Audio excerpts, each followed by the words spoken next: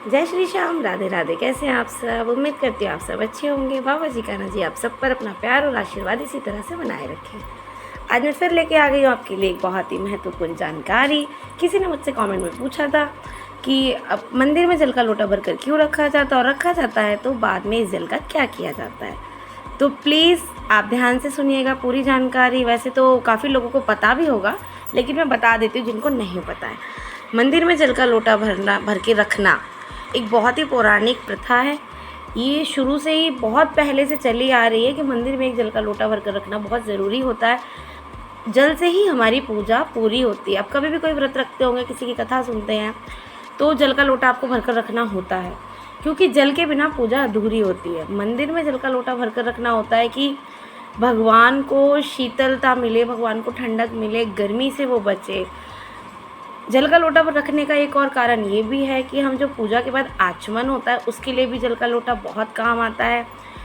जल का लोटा हमेशा मंदिर में एक भर कर रखना चाहिए और प्रतिदिन इस जल को बदलना भी चाहिए।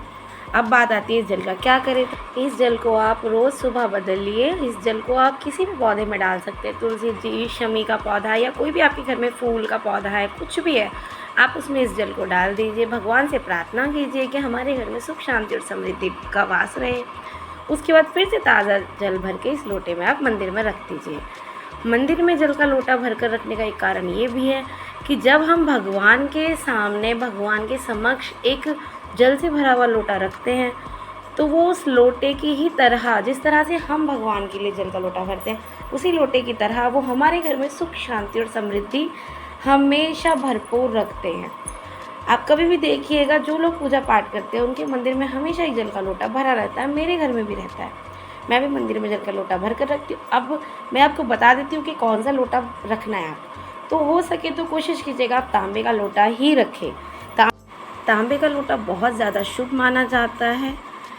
पहले के ज़माने में तांबे का ही बर्तन यूज़ होते थे, आजकल स्टील के लोटे में रख देते हैं। स्टील के लोटे में जल रखना शुभ नहीं होता है, मत रखा कीजिए। चाहे तांबे का आप छोटा सा लोटा रखें, लेकिन तांबे का ही रखा कीजिए। मैं भी तांबे का रखती हूँ। और लोटे को कभी भी सूना ना छोड़े, उस पर कलावा बांध कर रखें।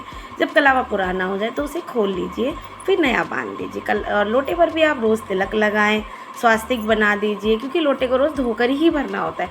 तो जब आप लोटे को धोते हैं तो वो स्वास्तिक और तिलक हट जाता है। जल का लोटा इसलिए भी भरकर रखा जाता है क्योंकि कई बार होता है कि हम समय समय पर मंदिर में पानी नहीं रख पाते हैं, भगवान जी को पानी नहीं दे पाते हैं। क्योंकि कई लोग जो सेवा करते हैं वो तो टाइम टाइम पे पानी रख देते हैं, लेकिन जो लोग सेवा नहीं करते वो मंदिर में पानी नहीं रखते हैं। भगवान को भी प्यास लगती है, उनके लिए पानी रखना चाहिए मंदिर में। उम्मीद करती हूँ आपको मेरी जानकारी अच्छी लगी होगी। मैंने कम समय में आपको जानकारी देने की कोशिश की है।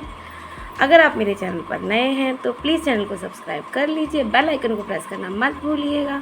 मैं इसी तरह से अच्छी अच्छी जानकारी आपके लिए लाती रहूँगी, पूजा पाठ से जुड़ी हुई। कल मिलते हैं अपने नए ब्लॉग के साथ। तब तक के लिए जय श्री श्याम, राधे राधे। बाबा जी आप सब पर अपनी कृपा बनाए रखें। Bye bye.